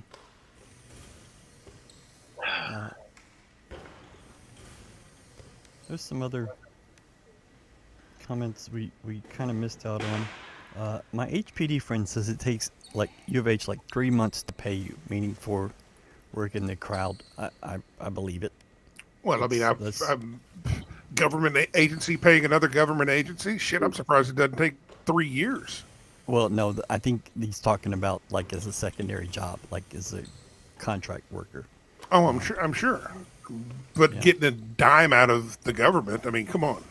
Okay, watch out. Cameron needs to watch Ced shoot the ball. He's actually just sitting and watching Chase shoot. I thought maybe he might get up there, but if he does, we'll definitely watch it.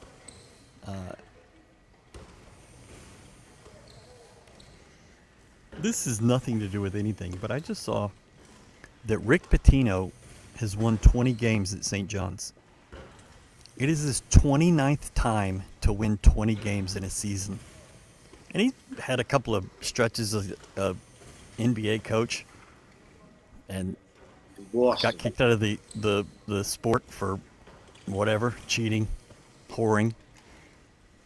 The guy just can coach basketball. That's some real. Patino, he might have some mafia in him. That's some real Godfather shit. Some? Rick Pitino has my respect for sure. I never knew what it take to be a consistent, like dominant presence as a coach, and for him to have that pedigree. Yeah, shout out Rick Pitino, man, great coach. Well, And he's success follows 90 him years everywhere. old. He does it. He Yeah. does Yeah, it it don't matter. Yeah, follow him at fucking where did St. John's, New York City. Iona. He was yeah. there for yeah. No, I don't like no shivers in the locker room. No. Hey, yo. Sounds like that's crazy. As a student, I lived in Dayton and was going to games when our team was terrible and nobody was there. There's an excuse. You're number 5 in the nation. Tell him, Galen. Yeah, I came here when U of H was 7-0 in 1998, and then went to LSU and lost. It ended up 9-22. And Alvin was out of a job, and they made the great hire of Clyde Drexler, which it turns out did not work. Just to touch on 2 things real quick. Alvin Franklin and Gary Phillips both died this week. Both point guards, top 10 of all time point guards in this school. Galen, you're on that list. Gary Phillips was your first All-American. Alvin Franklin was an All-American. He was he was on the 84 Final Four All-Tournament team. Alvin Franklin is not in the School Hall of Honor, which is flippin' embarrassing. Wow. And he should be. Gary Phillips is. Gary Phillips went in 1972, I think. But Alvin Franklin is not. Alvin Franklin should be in the Hall of Honor. And Phi Slama Jama is in there as a group. But Michael Young and Hakeem and Drexler are all in individually. Alvin Franklin should be in individually. And U of H has been slow to put certain people in, but he needs to happen. And it's sad that it's going to have to happen after he passes away. But you lost 2 point guards in just a couple days. I don't think I ever met Gary Phillips. I know I met Alvin Franklin. Genuinely good guy. So that's sad, but U of H has to right the wrongs. There's just so much dumb shit that U of H has done where they don't honor their people, they don't honor their legends, and they should. I mean, you should be honoring people proactive. nonstop. I gotta ask you, Ryan. Why do you think that is? Because it's always somebody else's job, and somebody else should figure that out. Somebody else should think about that. That's a great response. And it's not. There is a thought that Kelvin thinks he should run the show on the retired numbers and stuff. I don't necessarily agree with that, but I think there's got to be like a group that says, "Hey, we need to honor Alvin Franklin in our Hall of Honor." That's just a no-brainer. I mean, it took till 2 years ago to get Hal Underwood in the Hall of Honor. I know you don't know who that is, Galen. He was a 3-time All-American in golf. He won a couple of national titles here. The guy should be in the Hall of Honor. And, I mean, we're not talking about it's something you control. And to not honor these people, I was looking at people that have been put in the Hall of Honor in the last few years, and it's like, how is Alvin not in that? These guys are 30 years younger. It just doesn't make any sense.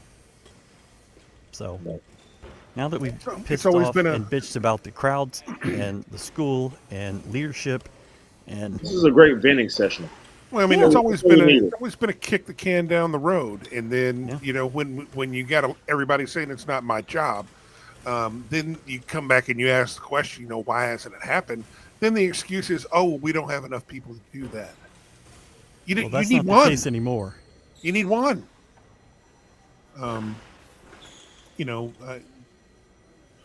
We're in the process of a start from scratch, but unfortunately, there's a lot of mess to be cleaned up before we can really get everything moving forward. Yeah. But from everything that I've seen, I've been very impressed with what Mr. Nunez has put together and is working through. So keep our fingers crossed, but keep an eye on it closely.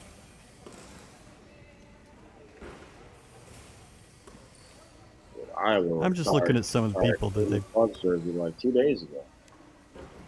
Say that again? I said Iowa retired Caitlin Clark's jersey like 2 days ago. Right, and that's, maybe a little early. It's really immediate, It's celebrate. Give people their flowers when they can smell them, man. Our legends deserve to be celebrated, man. Sure. When Chandy Jones was here, they actually retired her number while she was in school. That's hard. That's hard. Hey, yo. It's always been I've always had an issue. But she deserved it.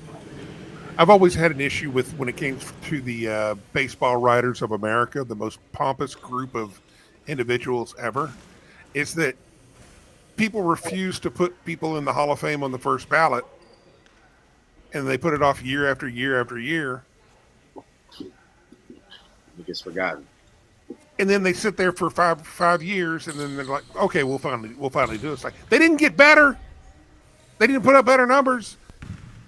If you deserve to be in, you deserve to be in, so do it. I want to see Rob there. Clyde's first game as a coach, beat Texas at Hofheinz. I was I was there. I was on the on press row, sitting right next to Clyde. He did not ask my opinion on anything. Unpopular opinion: Rob Gray, Jamal Shedd, J1 Roberts. Numbers retired. For sure.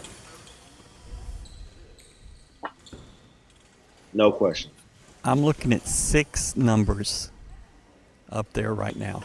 More of the reason to add more. That shit ain't enough. Only 6? I mean, it's pretty elite company. Like, I think you should keep it very elite company. I mean, you Jamal first, at least Jamal, and that has to happen. I believe Jamal needs to happen, but very soon. I believe Rob Gray. I think you need to wait. Why? He ain't gonna put up better numbers like you said. Shit, he did what he had to do. Brad said that. I didn't say that. Yeah, Brad. I mean, I hope but- Brad. So Number one, Jamal needs to be available to be here to have his number retired. And he can't do that while he's playing. Number two, find it in. Let find it breathe. When they play the fucking Rockets. Retire his jersey that weekend. They can orchestrate that. okay. I think it needs to breathe. And it's not to say that he doesn't deserve it. It's Ryan, let it breathe. I watched some old games when, like last year, the grip and the influence that Jamal had on that team, on top of his 100%. production. Oh my goodness!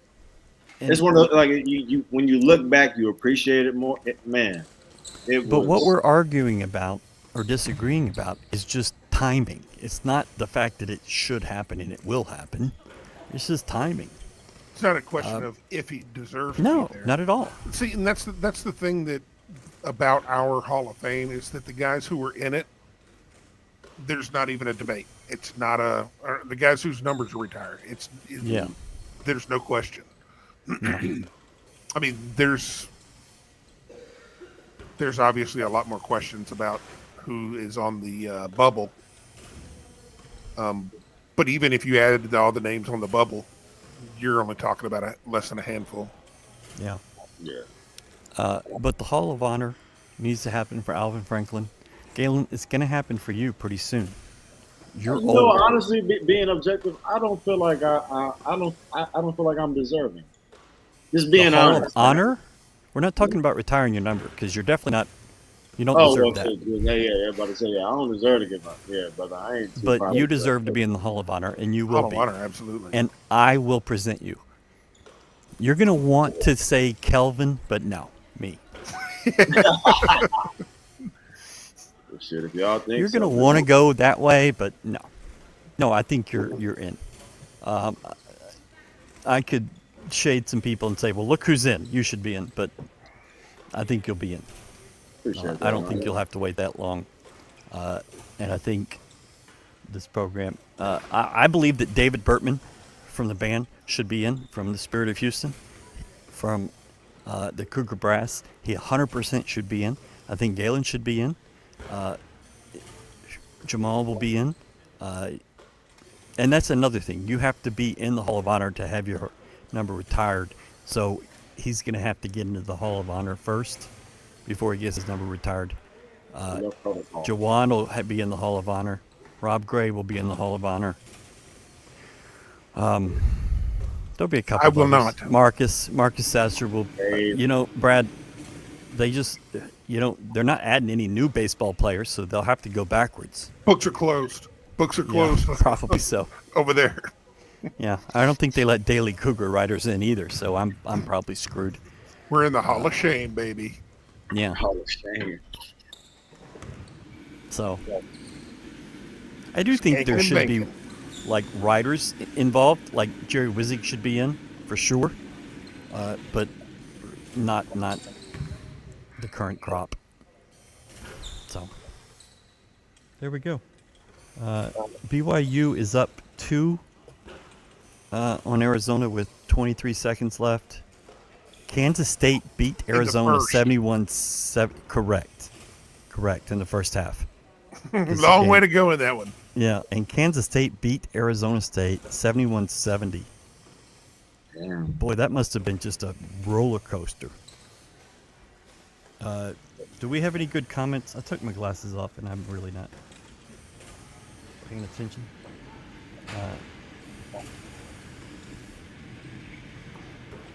When are we getting a new baseball coach? It's coming. Let them play the season. They start in 2 weeks or 10 days. I'm going to miss opening day for the first time in as long as I can remember. I am the decider, Jack. I am the decider.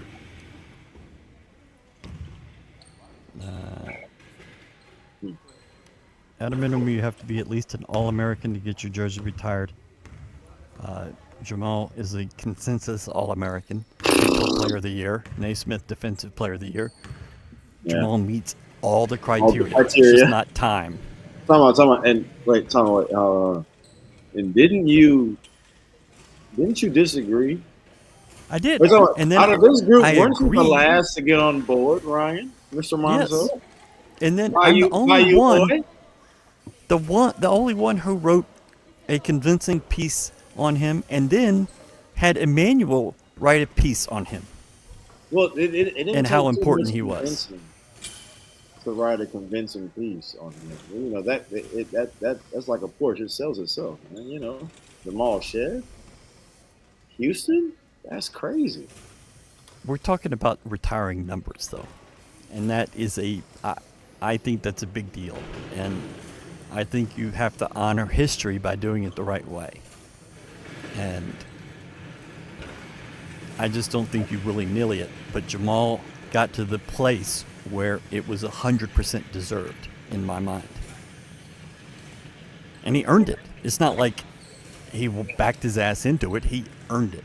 And now we agree. We just disagree on timing. The hottest cheerleader should be in. Brad's jersey is hanging from the rafters in Star Pizza. Actually, funny thought, Star Pizza has told me time and again, and I've kind of messed this up a little, but Galen's messed it up too. They want Galen's jersey at Star Pizza, his U of H jersey, and they want to frame it and hang it. And so we're going to have Galen's jersey and Jack Martin's photo hanging at Star Pizza. We can have a Galen shrine. Get a live cutout, a big giant life-size cutout of him. Everybody can go ahead and take a picture with Galen. G-Rob jersey. That's crazy. Wow. That's crazy. What's it's called Mandolas? Is that right? Yes, Mandola's. They got my jersey in there, and I walked in, and I was like, "Yeah," I was like, "What the fuck? That's me." I was like, "Yo, my jersey in here." I was like, "Hey, yo, this is crazy." Brad, we need to go to Mandola's soon. Yeah, Well, It's been a while since I've been there. You remember Frankie B. Mandolas that was over off of Shepherd, down near Shepherd? Yes. A baseball jersey was in there. that's hard. That's hard, Towns. Didn't have my name on it, but that was my number and my jersey. It was just left there. Like, give us a trash jersey. Doesn't need to be anything good. And they got my stank ass up there. Do you have something in 7X? Yeah. Oh, those jerseys were small, man. That was back in the day. Hey, I was young and went in the hospital in the year 2000. And I got out, and the first thing that I did after getting out was the baseball regional that U of H hosted. And Frankie B. Mandola sat right behind me. And he had like his shirt way open, and he had his gold chains, and he sweated so much, like all over me. And I was like, I just go back to the hospital. Yeah, I bet you do.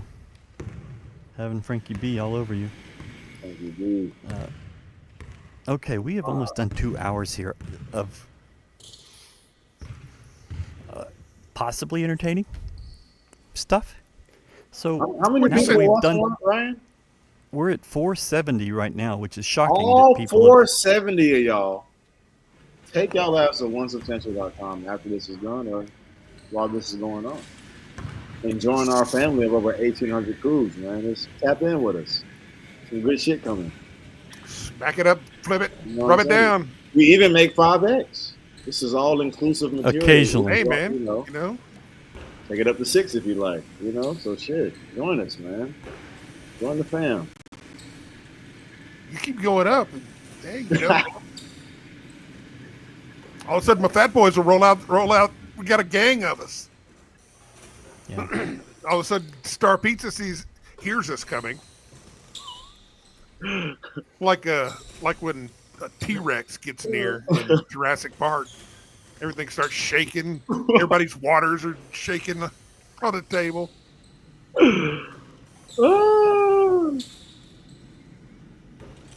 Shout out, cool. I always look forward to these when I'm working and unable to make the games.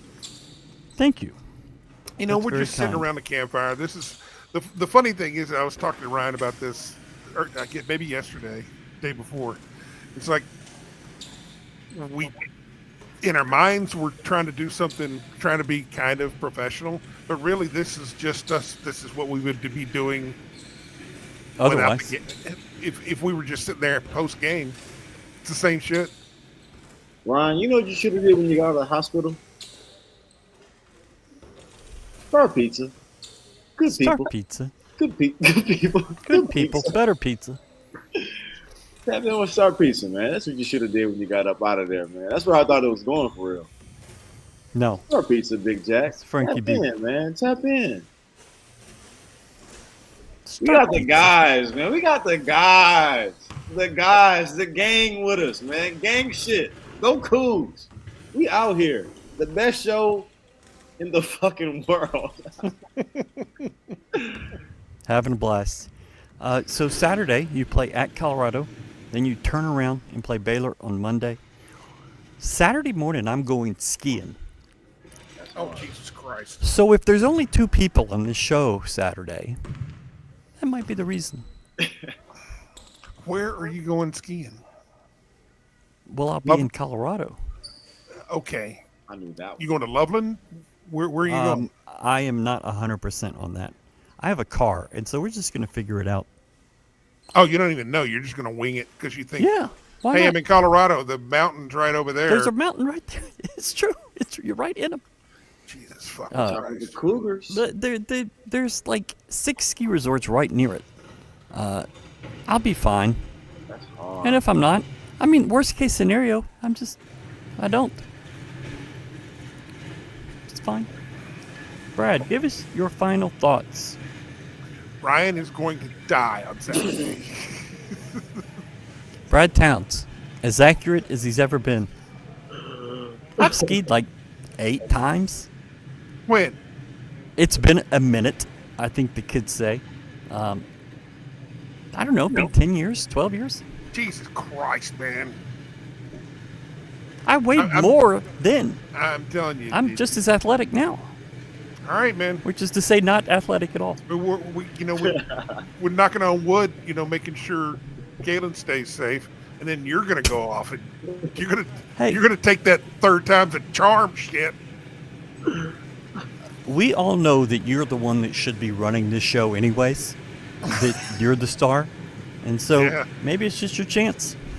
Oh, no. It's time to step up. I gotta pull a TA, fill in. Yeah. But no, my thought for the game: get the W, get home, relax. Got tomorrow off. Everybody hit the rehab room.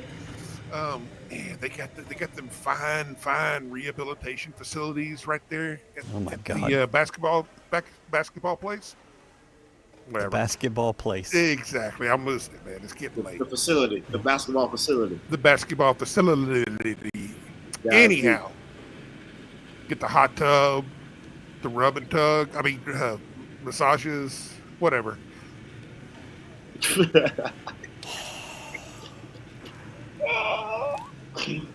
Oh, I'm not dealing gotta with this love shit. Towns, It's man. 11 o'clock at night. You're out of your fucking mind. But what we really need is we need a true return to form and put this game away early, so these tired legs can get just a few minutes on the bench in that altitude, because we got a quick turnaround on Monday. That's a big part of this too. So get out and take care of business. Looking forward to Cordell dropping 15 in a 50-point blowout. Come on, Cordell. Galen.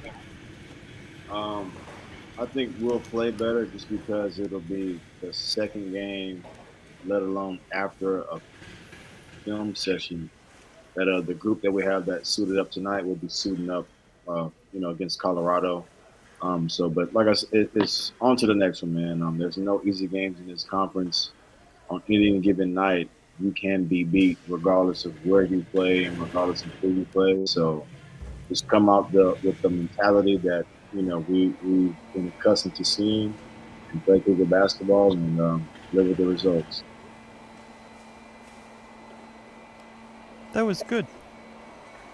Appreciate I'm very that. happy with your progress.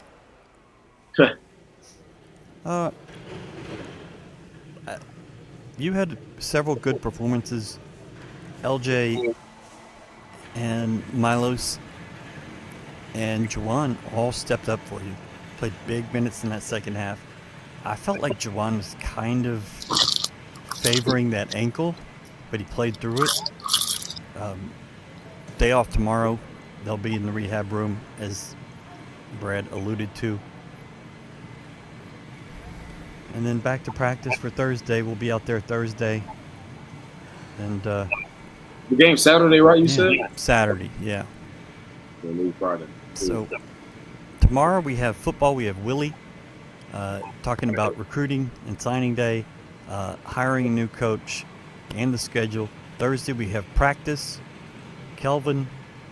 Friday I fly out. Saturday go ski, play the game. Sunday fly back. No Cats. It's a Super Bowl.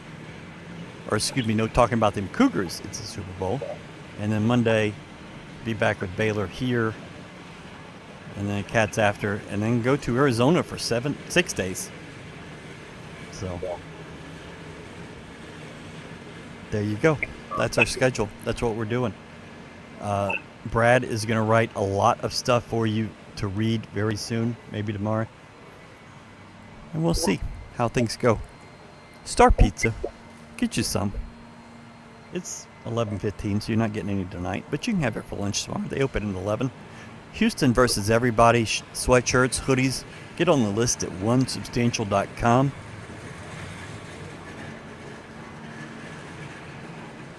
And that's all I got. That's all we got, man.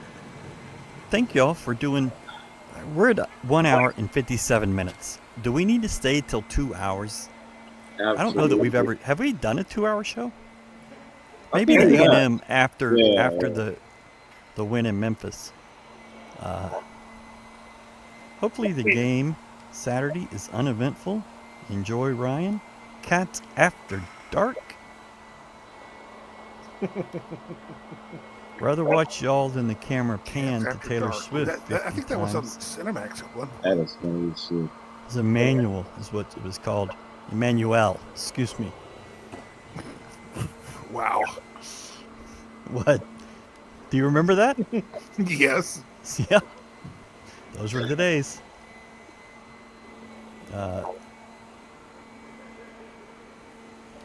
Galen. Close with how insane the Luka trade is.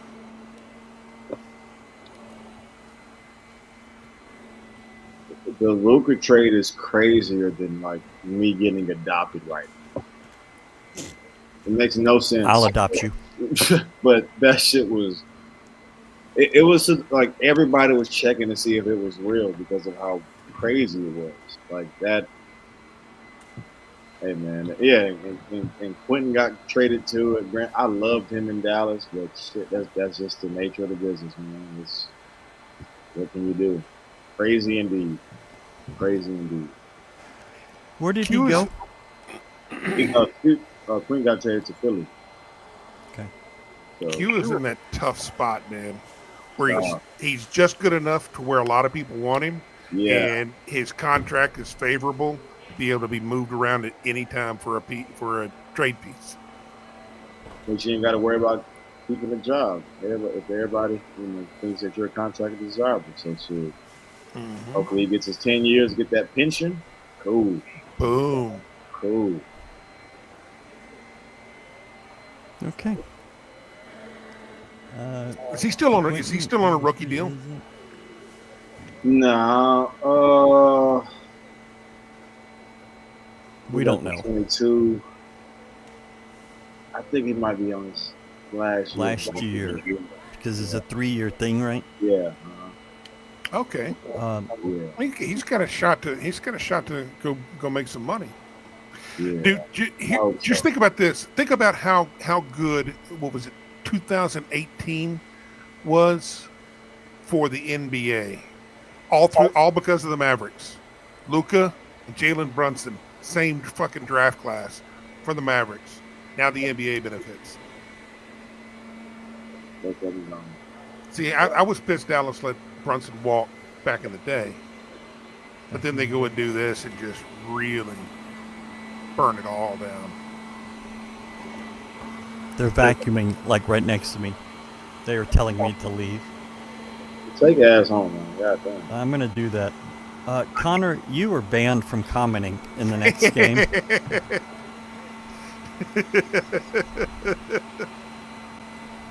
That's fucked up. Really is. You're out, Connor. That's fucked up, bro. I shouldn't be laughing. I promise you. This shit ain't funny, but. Star Pizza. Thank y'all so much for staying with us. We appreciate it. Check us out later in the week. I'm really getting, like, she's coming for me. With shrapnel. She's coming.